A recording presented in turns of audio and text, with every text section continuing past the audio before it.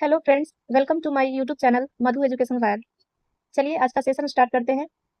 पहला क्वेश्चन है, मावनेंद्र नाथ राय ने द कम्युनिस्ट इंटरनेशनल के साथ अपना संबंध कब तोड़ दिया? सही उत्तर है ऑप्शन सी 1929।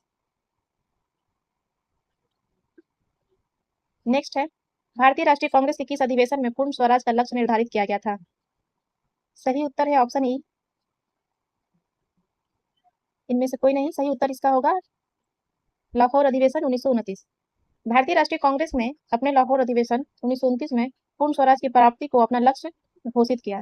31 दिसंबर 1929 को लाहौर में जवाहरलाल नेहरू की अध्यक्षता में कांग्रेस सम्मेलन आयोजित किया गया और नेहरू रिपोर्ट एवं डोमिनियन स्टेट्स की मांग को रद्द कर पूर्ण स्वराज का पहली बार लक्ष्य रखा गया। इसी अधिवेशन में 26 जनवरी को स्वतंत्रता दिवस के रूप में मनाने का निर्णय लिया गया।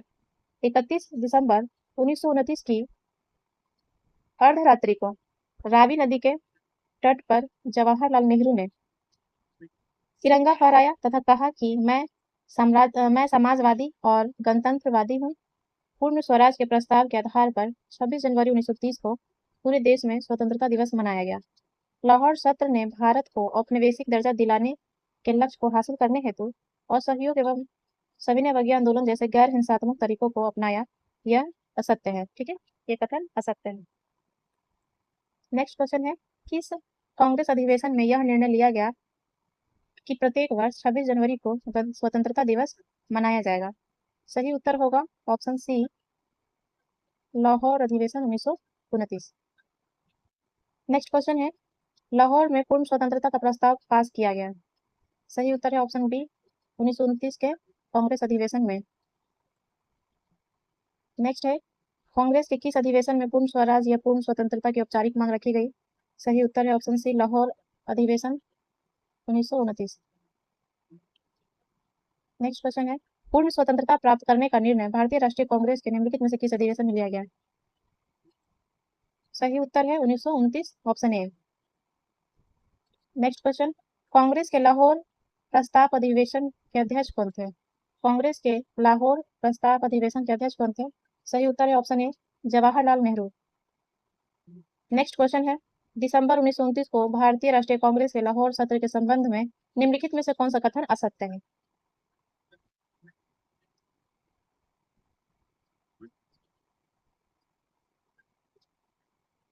गोपाल कृष्ण गोखले उदारवादी, बाल गंगाधर तिलक चरमपंथीवादी, भगत सिंह क्रांतिकारी और चित्तरंजन दास स्वराजवादी। नेक्स्ट क्वेश्चन है, दांडी यात्रा में गांधी के साथ कितने सेवियों ने प्रतिभाग किया था? सही उत्तर है ऑप्शन बी 78।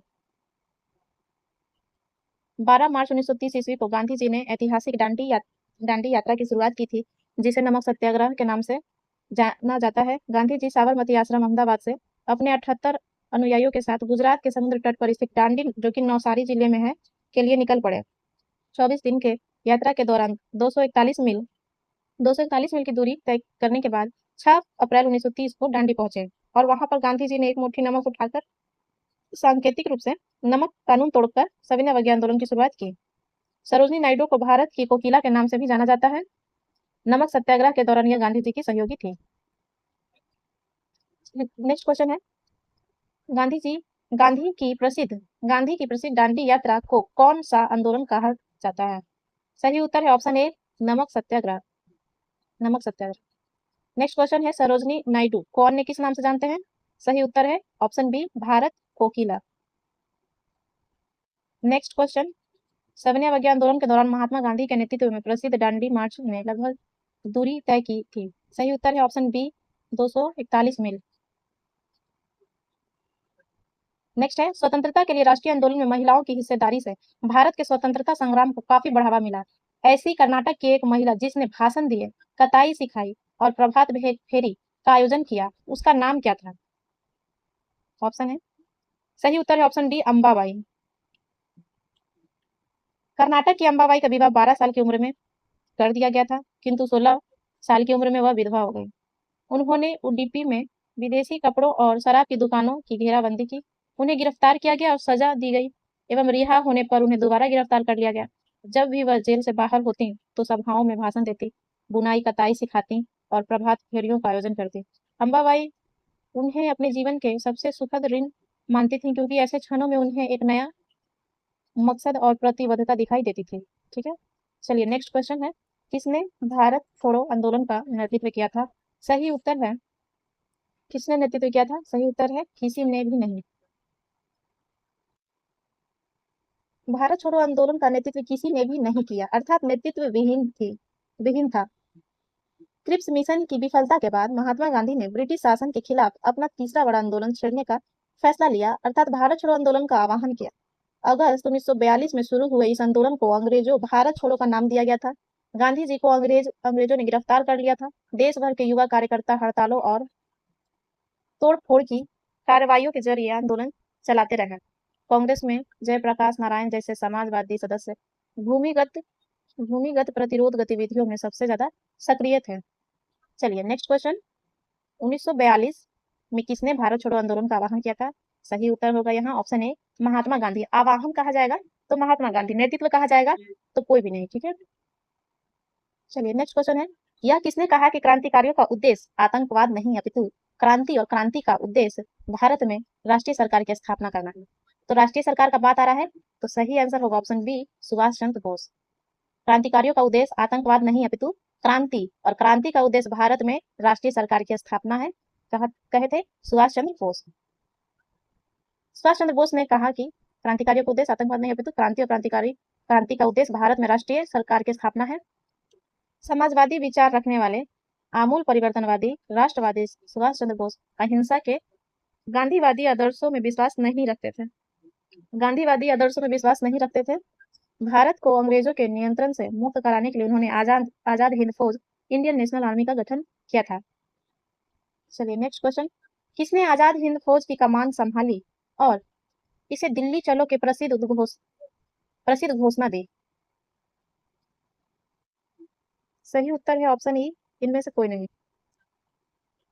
सुभाष चंद्र बोस ने आजाद हिंद फौज की कमान संभाली और इसे दिल्ली चलो सिंगापुर से प्रसिद्ध उद्घोष किया कि प्रसिद्ध घोषणा कर दी। इसके पहले ही उन्होंने 1939 में फॉरवर्ड ब्लॉक की स्थापना की थी।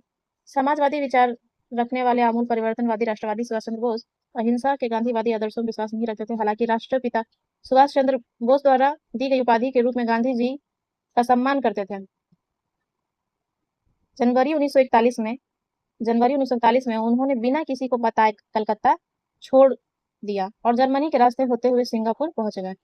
भारत को अंग्रेजों के नियंत्रण से मुक्त कराने के लिए उन्होंने वहां आजाद हिंद फौज सिंगापुर में आजाद हिंद फौज इंडियन नेशनल आर्मी INA का गठन 1943 ईस्वी में किया। सुभाष चंद्र बोस ने अपनी सेना आजाद हिंद फौज को प्रसिद्ध नारा तुम मुझे खून दो मैं तुम्हें आजादी दूंगा दिया था।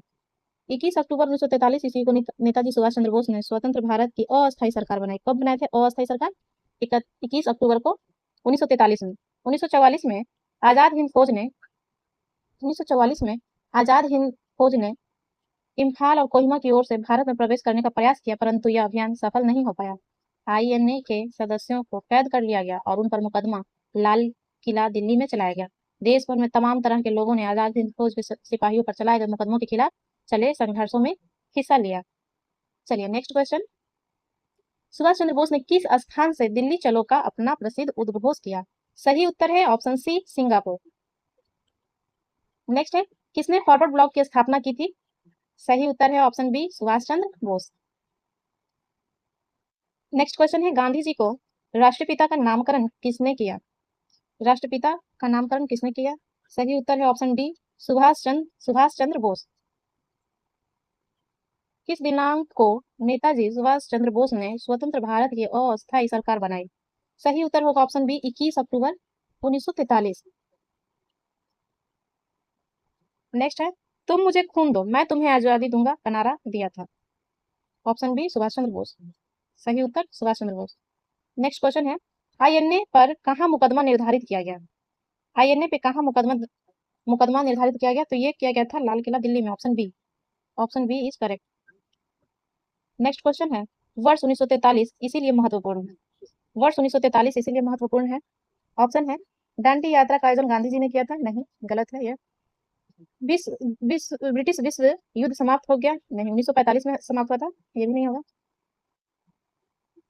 आजाद हिंद फौज का गठन सही है। आजाद हिंद फौज का गठन हुआ था 1943 में। भारत छोड़ो प्रस्ताव 1942 होगा, ठीक है, इसलिए ऑप्शन सी सही होगा।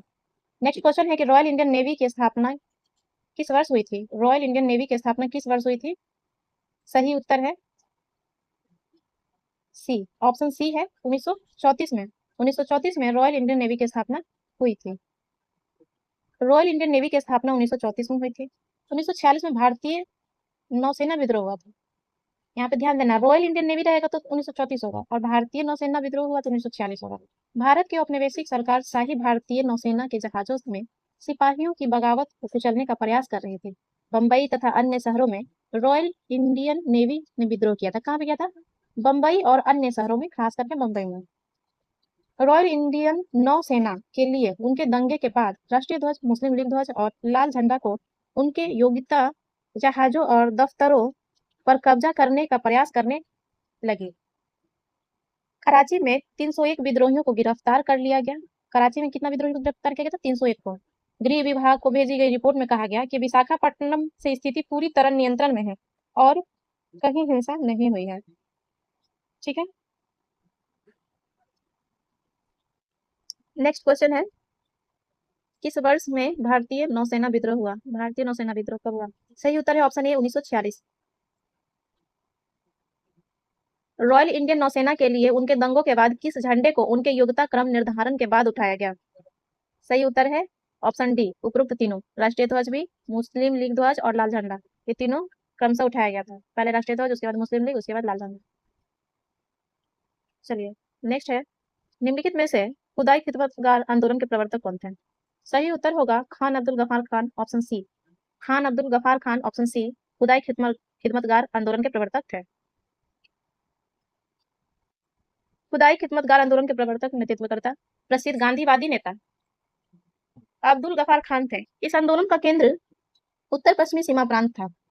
केंद्र क्या था? केंद्र था उत्तर पश्चिमी प्रांत एवं उन्हें सीमांत गांधी तथा बादशाह खान भी कहा जाता था। भारतीय उपमहाद्वीप के उत्तर पश्चिम क्षेत्र में सविनय अवज्ञा आंदोलन का नायक अब्दुल गफार खान थे। नेक्स्ट है, भारतीय उपमहाद्वीप के उत्तर पश्चिम क्षेत्र में सविनय अवज्ञा आंदोलन का नायक कौन था? ठीक है, सविनय अवज्ञा आंदोलन से संबंधित थे वो, कौन थे वो? Khan Abdul Ghaffar Khan, option C is correct. Next है, किस वर्ष में ब्रिटिश सरकार ने भारत में कैबिनेट मिशन भेजा था? कैबिनेट मिशन आया था 1946 में, ऑप्शन बी 1946। मार्च 1946 में ब्रिटिश सरकार ने भारत में 3 सदस्यीय कैबिनेट मिशन भेजा था। इसमें भारत के राज्य सचिव लॉर्ड पैट्रिक लॉरेंस अध्यक्ष, व्यापार बोर्ड के अध्यक्ष सर स्टेफोर्ड क्रिप्स और नौसेना प्रमुख बोर्ड के एवी अलेक्जेंडर शामिल थे। नौसेना से संबंधित थे कौन? अलेक्जेंडर। और व्यापार बोर्ड से थे क्रिप्स, सर स्टेफोर्ड क्रिप्स। और राज्य सचिव उस समय थे लॉर्ड पैट्रिक लॉरेंस अध्यक्ष। इस मिशन ने कांग्रेस और मुस्लिम लीग को एक ऐसी संघीय व्यवस्था पर राजी करने का प्रयास किया जिसमें भारत के भीतर विभिन्न प्रांतों को सीमित स्वायत्तता दी जा सकती थी।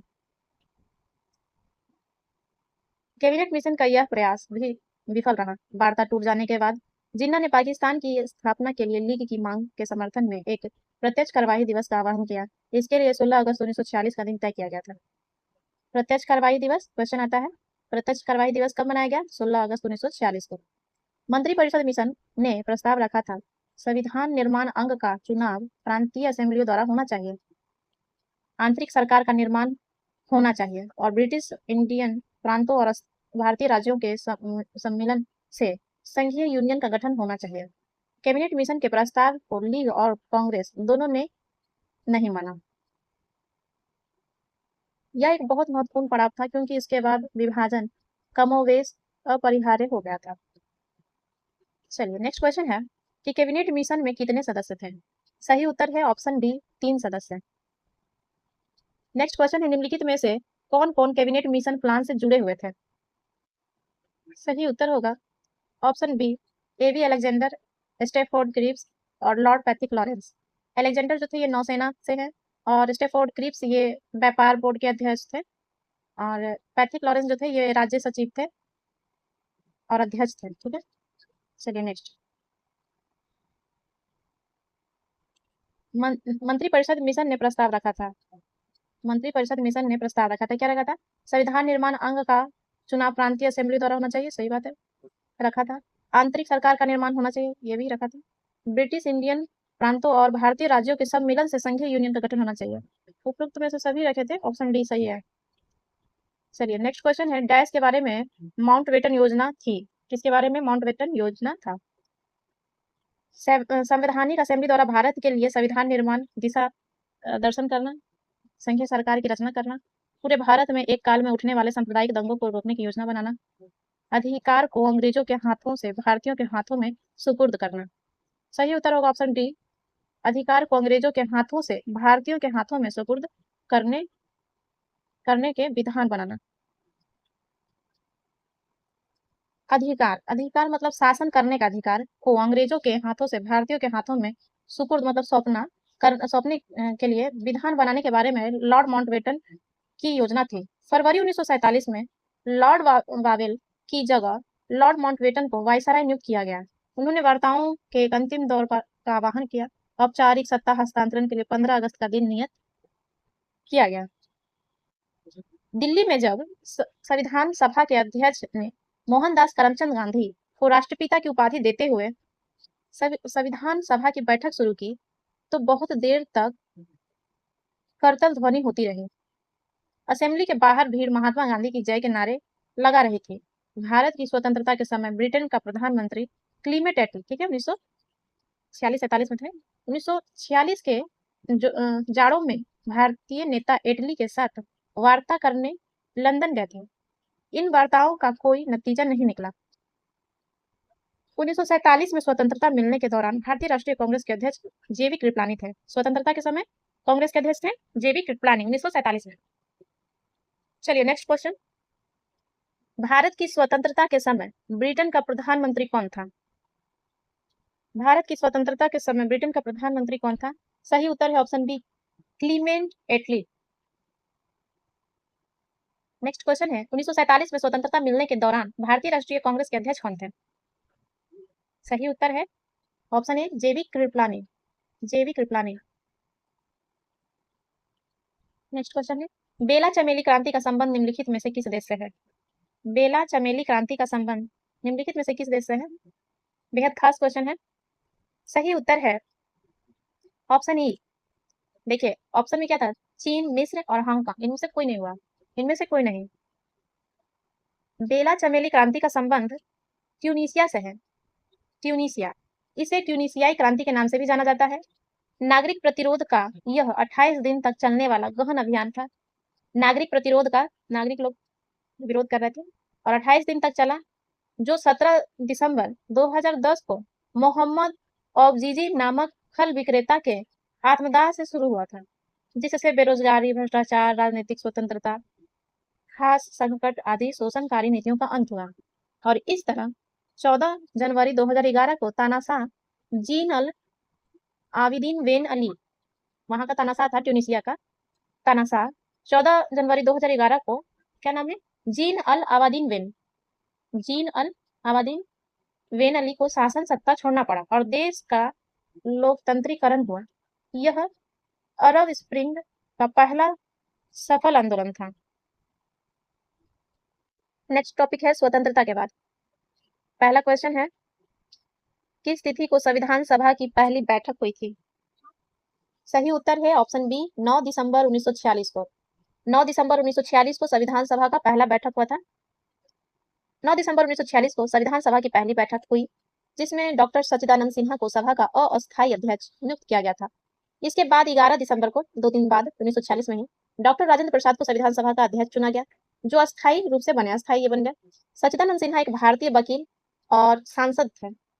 सभा ने फ्रांसीसी प्रथा का पालन करते हुए उन्हें सबसे उम्रदराज सदस्य के रूप में चुना था। ठीक है, तो ये जो सबसे उम्रदराज सदस्य को चुना जाता है, ये प्रथा कहाँ से लिया गया है? तो ये फ्रांसीसी प्रथा है। ठीक है, चलिए नेक्स्ट क्वेश्चन है, डैश की स्थापना 1938 में जवाहरलाल नेहरू के नेतृत्व में की गई थी। सही उत्तर है ऑप्शन सी, राष्ट्रीय योजना समिति। राष्ट्रीय योजना समिति, नेशनल प्लानिंग कमेटी की स्थापना जवाहरलाल नेहरू के नेतृत्व में हुआ था। राष्ट्रीय योजना समिति की स्थापना 1938 में हुआ, जवाहरलाल नेहरू के नेतृत्व में। गांधी जी के शिष्य, कांग्रेस, समाजवादी और अंतरराष्ट्रीयतावादी विचार रखने वाले जवाहरलाल नेहरू राष्ट्रीय आंदोलन तथा स्वतंत्र भारत की आर्थिक एवं राजनीतिक व्यवस्था के मूल्य शिल्पियों में से एक थे। पंचवार्षिक योजना के पीछे प्रमुख उत्प्रेरक शक्ति रूस था। ठीक है, पंचवर्षीय योजना जो लिया गया था वो रूस से लिया गया था। 1950 में सरकार ने आर्थिक विकास के लिए नीति बनाने और उनको लागू करने के लिए एक योजना आयोग का गठन किया था। योजना आयोग 1950 में आया था, 15 मार्च 1950 में।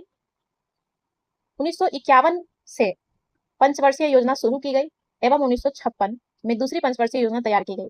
दूसरे में इस्तेमाल जैसे भारी उद्योग और विशाल बांध परियोजनाओं आदि पर सबसे ज्यादा जोर दिया गया था। अभी वर्तमान में योजना आयोग के स्थान पे नीति आयोग का स्थापना हुआ है। ठीक है, चलिए नेक्स्ट।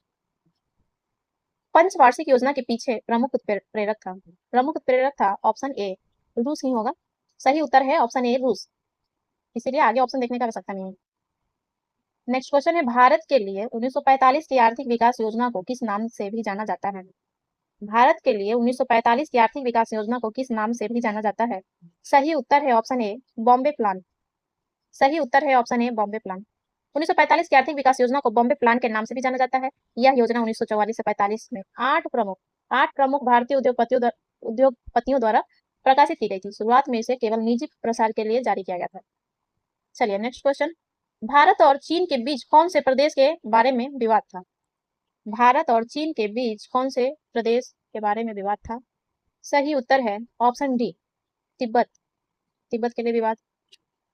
भारत और चीन के बीच तिब्बत को लेकर विवाद चल रहा था। तिब्बत भारत और चीन के मध्य एक बफर स्टेट के रूप में कार्य करता है। चीन ने 1950 में तिब्बत को हड़प लिया, किंतु जवाहरलाल नेहरू ने समझौतावादी रुख अपनाया। भारत और चीन के बीच नई दिल्ली में 29 अप्रैल 1954 को तिब्बत को लेकर एक समझौता हुआ, जिसे पंचशील समझौता कहा जाता है। ठीक है, तो ये जो पंचशील समझौता हम लोग पढ़ते आ रहे हैं, ये किससे संबंधित है? तो ये हुआ था तिब्बत के लिए हुआ था। तिब्बत को हड़प लिया था 1950 में चीन, तो उसी को समझौतावादी रुख अपनाए जवाहरलाल नेहरू, और 29 अप्रैल 1954 को दिल्ली में तिब्बत को लेकर एक समझौता हुआ, जिसे पंचशील समझौता कहा जाता है। इस समझौते के तहत एक दूसरे के प्रादेशिक अखंडता का पारस्परिक सम्मान करना, शांतिपूर्ण सहअस्तित्व, एक दूसरे के घरेलू मामलों में हस्तक्षेप शामिल था। पीपुल्स रिपब्लिक ऑफ चाइना की सरकार 1949 में कामयाब हुई। यह नए लोकतंत्र के सिद्धांतों पर आधारित थी। अर्थव्यवस्था के मुख्य क्षेत्र सरकार के नियंत्रण में रखे गए और निजी कारखानों और भूस्वामित्व को धीरे धीरे खत्म कर दिया गया। यह कार्यक्रम 1953 तक चला, जब सरकार ने समाजवादी बदलाव का कार्यक्रम शुरू करने की घोषणा की। 1958 में लंबी छलांग वाले आंदोलन की नीति के जरिए देश का तेजी से औद्योगिकरण करने की कोशिश की गई। चलिए नेक्स्ट क्वेश्चन है, कौन सा समझौता भारत और चीन के बीच सीमा मुद्दों को हल करने में विफल रहा, जिससे अंततः संघर्ष हुआ? सही उत्तर होगा ऑप्शन सी पंचशील समझौता। ये विफल रहा और फिर संघर्ष हुआ इसके बाद। नेक्स्ट क्वेश्चन है, निम्नलिखित में से कौन सा तथ्य पंचशील संधि का हिस्सा नहीं था? कौन सा तत्व पंचशील संधि का हिस्सा नहीं था? एक दूसरे की क्षेत्रीय अखंडता का परस्पर सम्मान, ये तो था। राष्ट्रीय प्राकृतिक संसाधनों की असहभागिता, ये नहीं था। ठीक है, सही उत्तर यही होगा, ये नहीं था। सही उत्तर बी होगा। बाकी एक दूसरे के घरेलू मामलों में हस्तक्षेप था, उसमें शांतिपूर्ण हस्तक्षेप ये भी था, शांतिपूर्ण और सहअस्तित्व ये था। ठीक है, तो ऑप्शन बी इसका सही होगा। नेक्स्ट क्वेश्चन है, किस वर्ष चीन ने तिब्बत को हड़प लिया? सही उत्तर है ऑप्शन ए 1950। 1950 में चीन ने तिब्बत को हड़प लिया।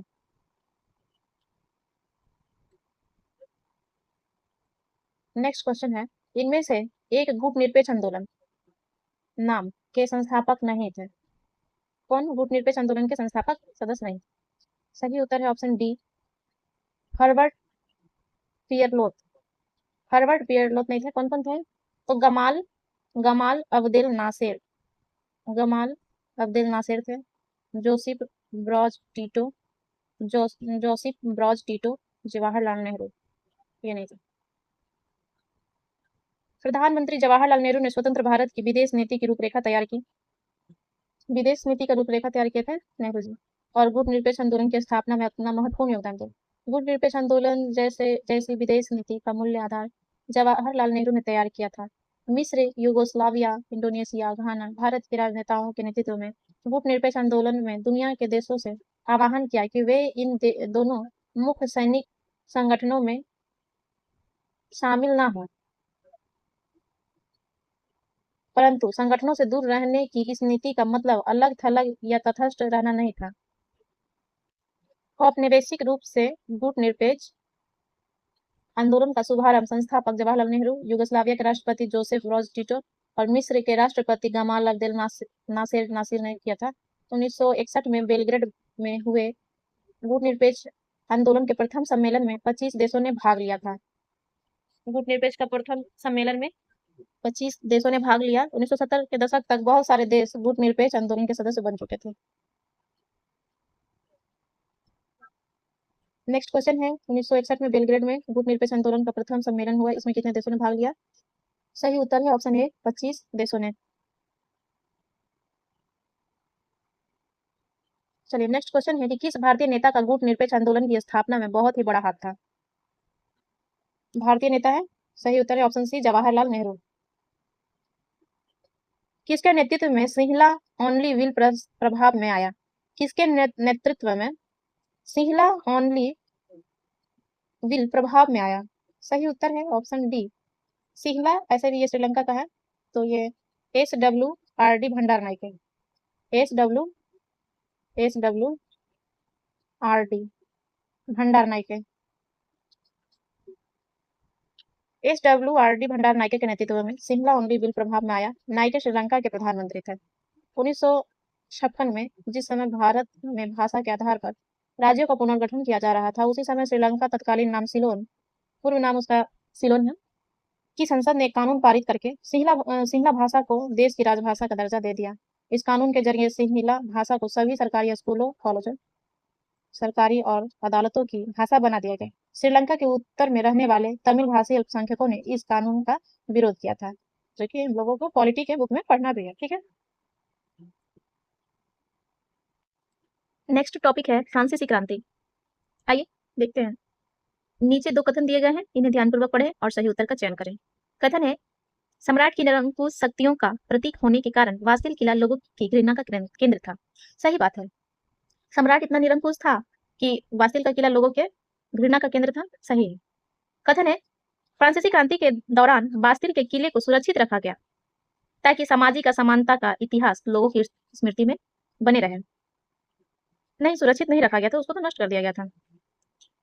ठीक है, देख लेते हैं सही उत्तर क्या है। सही उत्तर है ऑप्शन बी। सही उत्तर है ऑप्शन बी। कथन एक सही है परंतु कथन दो गलत है। ठीक है, नष्ट कर दिया गया था और फिर जो उसका ध्वंसावशेष था उसको लोग मार्केट में बेच रहे थे, लोग खरीद के अपने घरों में सजा कर रख रहे थे। ठीक है, आगे देखेंगे। 14 जुलाई 1789 की सुबह पेरिस नगर में आतंक का माहौल था। सम्राट लुई 16वें ने सेना को शहर में घुसने का आदेश दे दिया था। सैकड़ों लोगों का एक समूह पेरिस नगर के पूर्वी भाग की ओर चल पड़ा, पूर्वी भाग की तरफ चल पड़ा और बास्तिल किले की जेल को तोड़ डाला, जहां भारी मात्रा में गोला बारूद मिलने की संभावना थी। सम्राट की निरंकुश शक्तियों का प्रतीक होने के कारण बास्तिल किला लोगों की घृणा का केंद्र था। बास्तिल के किले को ढा दिया गया और उसके अवशेष बाजार में उन लोगों को बेच दिए गए जो ध्वंस को बतौर स्मृति चिन्ह सजोना चाहते थे।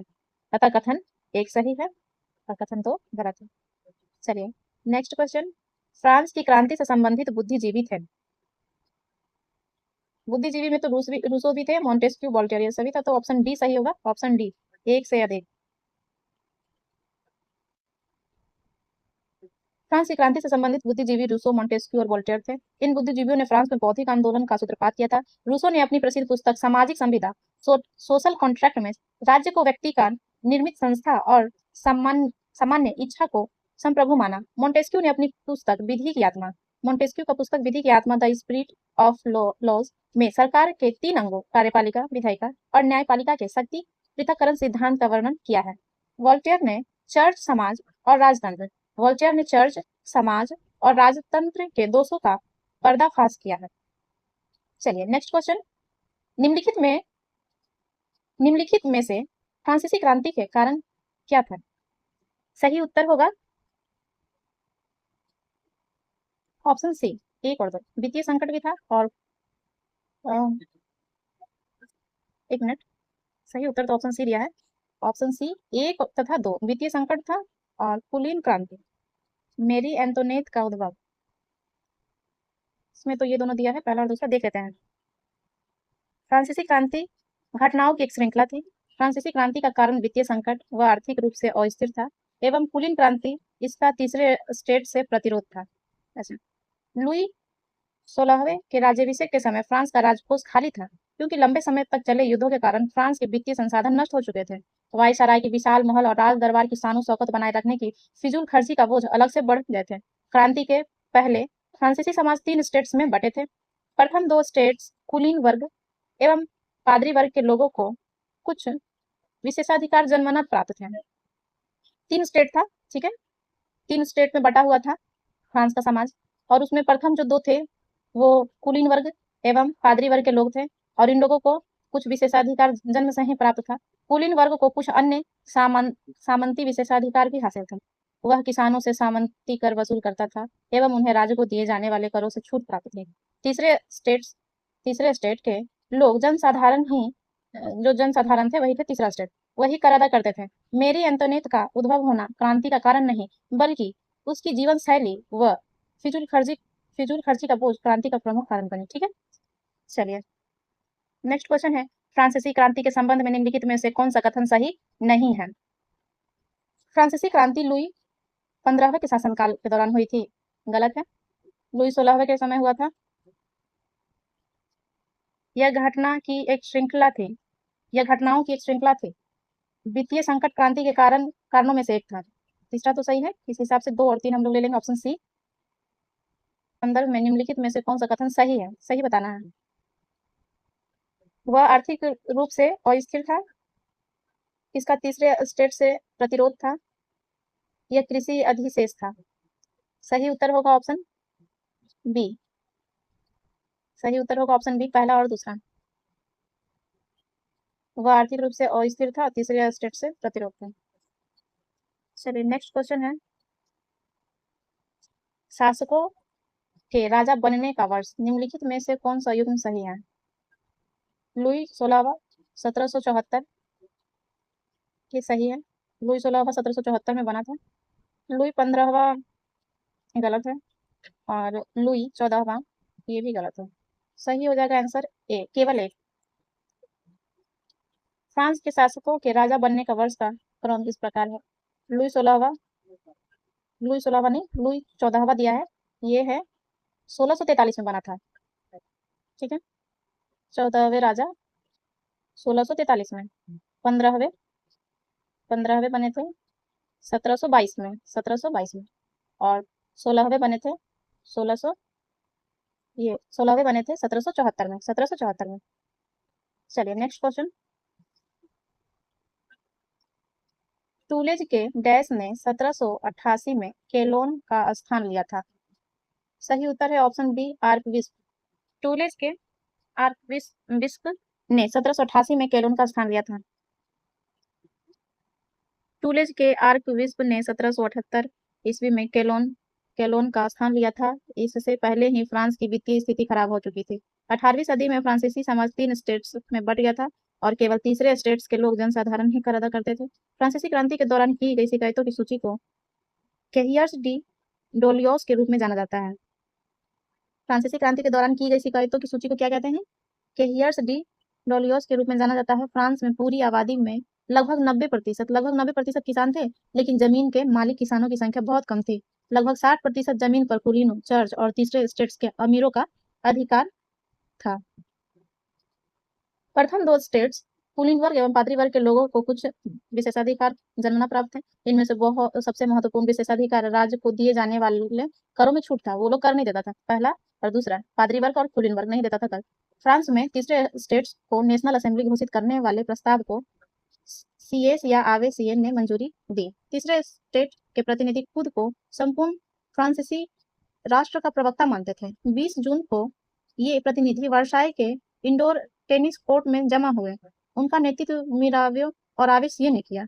आवेसिये मूलतः पादरी था, ठीक है, पादरी था, लेकिन फिर भी वो साथ दे रहा था तीसरा स्टेट्स का। और उसने तीसरा स्टेट क्या है शीर्षक से एक अत्यंत प्रभावशाली प्रचार पुस्तिका जिसे कहते हैं पैम्पलेट, लिखी थी। पैम्पलेट का नाम क्या था? तीसरा स्टेट क्या है? किसने लिखा था? आवेसी, जो कि पादरी था। 1789 में थर्ड स्टेट का अध्यक्ष जीन सिल्वेन वेली वैली या फिर इसे वैली भी कहते हैं, चुना गया था। तीसरा स्टेट का अध्यक्ष 1789 में किसे चुना गया था? जीन सिल्वेन वेली को। जाक लुई डेविड द्वारा एक विशाल पेंटिंग बनाई गई, जिसमें तृतीय स्टेट के प्रतिनिधि मध्य में एक मेज पर खड़े असेंबली अध्यक्ष वैली की ओर हाथ उठाकर शपथ लेते हैं। चित्र को दिखाया गया है। नेक्स्ट क्वेश्चन है, फ्रांसीसी क्रांति के दौरान की गई शिकायतों की सूची को किस रूप में जाना जाता है? सही उत्तर है option C, cahiers de doleances. Cahiers de doleances. Next question है, फ्रांस में तीसरे स्टेट को नेशनल असेंबली घोषित करने वाले प्रस्ताव को किसने मंजूरी दी? तीसरे स्टेट्स को नेशनल असेंबली घोषित करने वाले प्रस्ताव को किसने मंजूरी दी? सही उत्तर है CS। नेक्स्ट क्वेश्चन है, 1789 में थर्ड स्टेट का अध्यक्ष किसे चुना गया था? 1789 में थर्ड स्टेट का अध्यक्ष किसे चुना गया था? ऑप्शन बी, जीन सिल्वेन वेली। जीन सिल्वेन वेली। नेक्स्ट क्वेश्चन है, ब्रिटेन को हराने के लिए फ्रांस ने डैश को स्वतंत्र बनाने हेतु समर्थन प्रदान किया था। सही उत्तर होगा ऑप्शन सी, अमेरिकी उपनिवेशों को फ्रांस मदद किया था। ठीक है, उसी को मदद करने में अपना राजकोष भी खाली किया हुआ था। ब्रिटेन को हराने के लिए फ्रांस ने अमेरिकी उपनिवेशों को स्वतंत्र बनाने हेतु समर्थन प्रदान किया।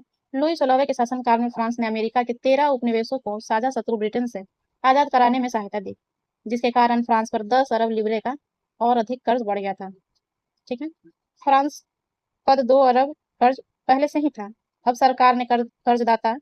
सरकार से कर्जदाता 10% ब्याज की मांग करने लगे थे। 18वीं सदी के अंत में फ्रांस ने अमेरिकी युद्ध स्वतंत्रता में विद्रोही उपनिवेशवादियों को वित्तीय सहायता प्रदान की। फ्रांस के राजनीतिक चिंतकों के लिए अमेरिकी संविधान और उसमें दी गई व्यक्तिगत अधिकारों की गारंटी प्रेरणा का एक महत्वपूर्ण स्रोत थी। नेक्स्ट क्वेश्चन है, 18वीं शताब्दी के अंत में फ्रांस ने डैश में विद्रोही उपनिवेशवादियों को वित्तीय सहायता प्रदान की। सही उत्तर है ऑप्शन डी, अमेरिकी युद्ध स्वतंत्रता। अमेरिकी युद्ध स्वतंत्रता, ऑप्शन डी। नेक्स्ट क्वेश्चन है, कथन एक है, लुई 16वें के शासनकाल में फ्रांस ने अमेरिका के 13 उपनिवेशों को साझा शत्रु ब्रिटेन से आजाद करने में सहायता दी थी। सही है, दी थी। उसके बाद है कि फ्रांस द्वारा अमेरिकी उपनिवेशों को ब्रिटेन से आजाद करने के कारण फ्रांस पर 10 अरब लिब्रे और अधिक कर्ज बढ़ गया। दूसरा भी सही है, दोनों ही सही है। सही उत्तर होगा ऑप्शन ए, कथन 1 और कथन 2 दोनों सत्य है। नेक्स्ट क्वेश्चन है कि किस वर्ष लुई 16वां फ्रांस की गद्दी पे बैठे थे? सही उत्तर है 1774। 1774 में बुर्बो राजवंश का लुई 16वां फ्रांस की राजगद्दी पर आसीन हुआ। राजवंश था बुर्बो राजवंश, ठीक है। उस समय उसकी उम्र केवल 20 साल थी और उसका विवाह ऑस्ट्रिया की राजकुमारी मेरी एंटोनेट से हुआ था। राज्यारोहण के समय उसने राजकोष खाली पाया। लंबे समय तक चले युद्धों के कारण फ्रांस के वित्तीय संसाधन नष्ट हो चुके थे। 1785 में मेरी एंटोनेट हीरे के हार, डायमंड नेकलेस के घोटाले के बीच फंस गई थी। 1787 में लुई 16वें ने ट्रोयेस के शहर में कुलीन सदस्यों को निर्वासित किया था। 1787 में राजा जो थे लुई 16वां, वो ट्रोयेस के शहर में कुलीन सदस्यों को निर्वासित किया था। वर्साई के विशाल महल और राज दरबार की शान शौकत बनाए रखने की फिजूल खर्ची का बोझ अलग से था। राजा लुई 16वां ने 1780 के दशक में वित्तीय संकट के निराकरण के लिए संपदा जनरल की मांग की थी और इस स्थिति को सुधारने के लिए इसने क्रमशः तुर्गो, निकर, केलोन एवं लोमेंडी को वित्त मंत्री बनाया। तो ये सब क्रम से वित्त मंत्री बना था। तुर्गो बना, उसके बाद निकर, फिर केलोन, उसके बाद लोमेंडी को वित्त मंत्री बनाया। फ्रांसीसी क्रांति के शुरू होने के पहले अंतिम शासक लुई 16वां था। लुई 16वां ने 5 मई 1789 को नए करों के प्रस्ताव के अनुमोदन के लिए स्टेट्स जनरल की बैठक बुलाई। 14 जुलाई को भीड़ ने बास्तिल पर धावा बोलकर उसे नस्ते नाबूद कर दिया। कब किया था नस्ते नाबूद बास्तिल का किला को? 14 जुलाई को 1791 के संविधान ने कानून बनाने का अधिकार नेशनल असेंबली को सौंप दिया। लुई 16वां 1791 में पेरिस भाग गया। नेक्स्ट है, 1785 में मेरी एंटोनेट किस अफेयर में फंस गई थी? 1785 में मेरी एंटोनेट किस अफेयर में फंस गई थी? सही उत्तर है डायमंड नेकलेस।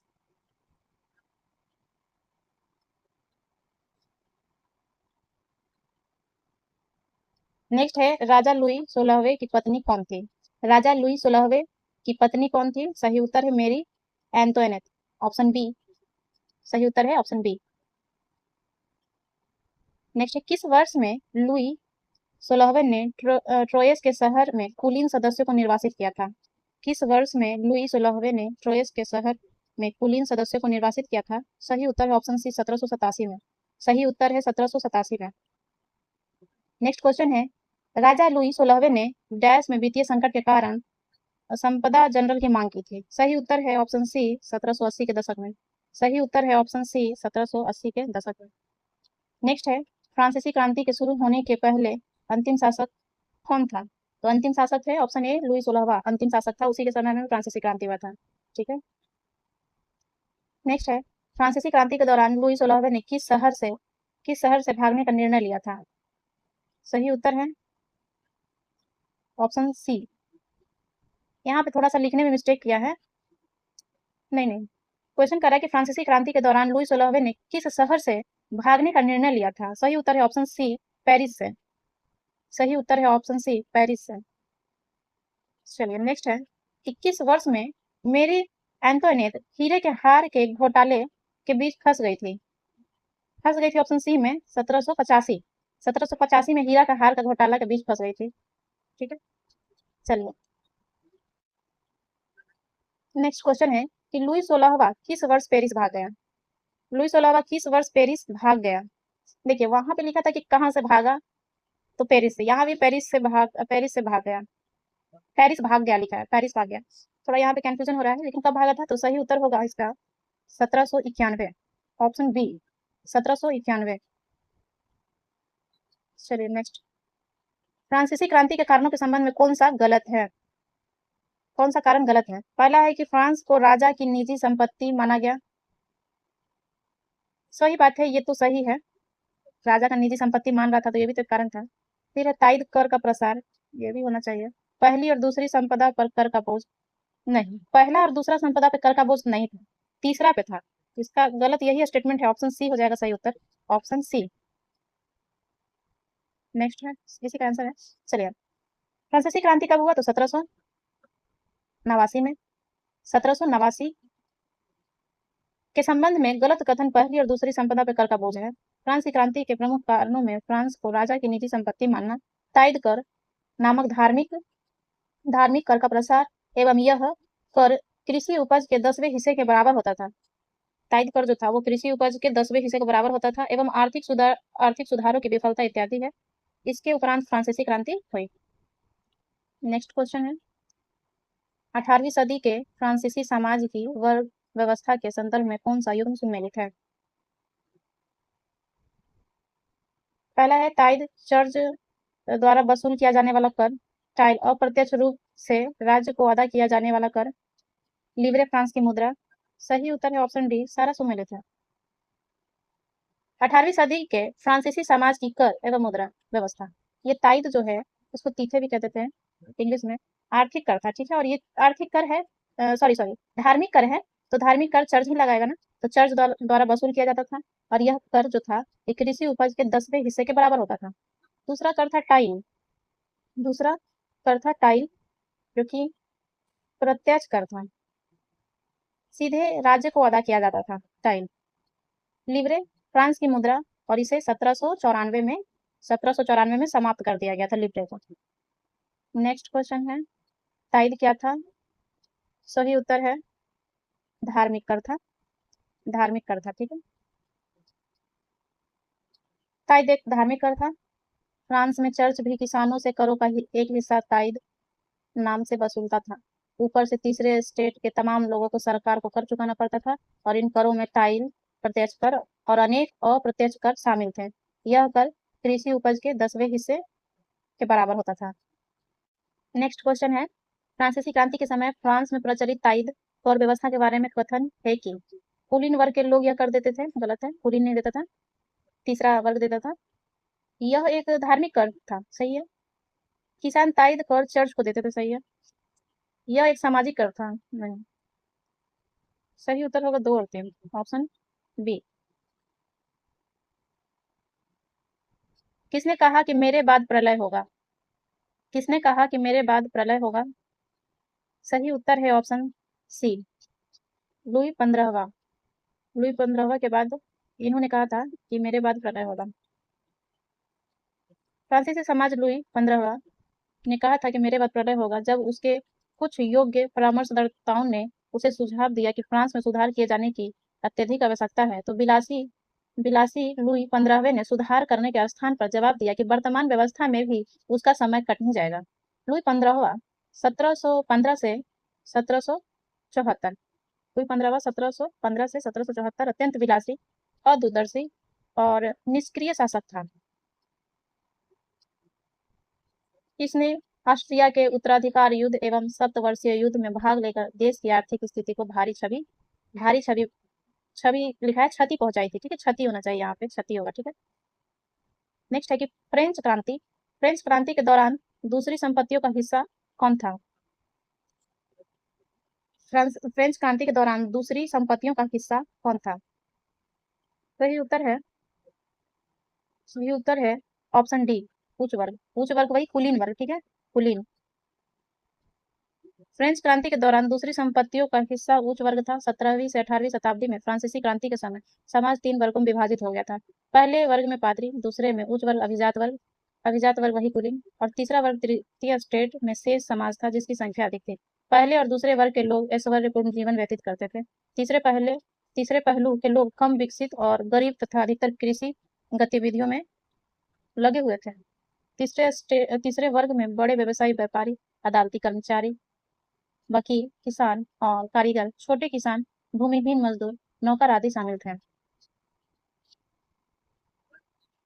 फ्रांसीसी समाज के तीसरे वर्ग में अधिशासी निकाय शामिल नहीं है। तीसरे वर्ग ने राजा, पादरी और उच्च वर्ग के खिलाफ विद्रोह किया और फ्रांसीसी क्रांति 1789 की शुरुआत की। तो आज यहीं तक, नेक्स्ट क्लास में हम लोग आगे पढ़ेंगे। वीडियो आप लोगों को कैसा लगा? लाइक करें, सब्सक्राइब करें और कमेंट करना ना भूलें। Thanks for watching.